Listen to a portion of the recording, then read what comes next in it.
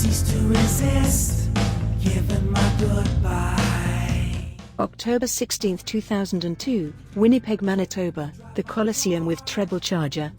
James spots smoke billowing from the back of the van this morning as we drive down the icy Trans-Canada. Upon closer inspection it appears that a tube has broken, spilling coolant all over the axle.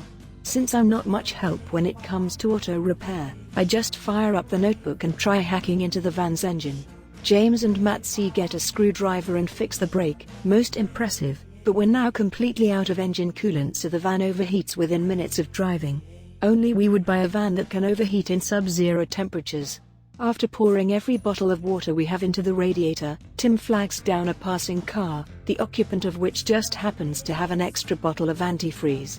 The people of the north are very nice, but I still think I'd prefer being surrounded by assholes than living with this bone-shattering cult.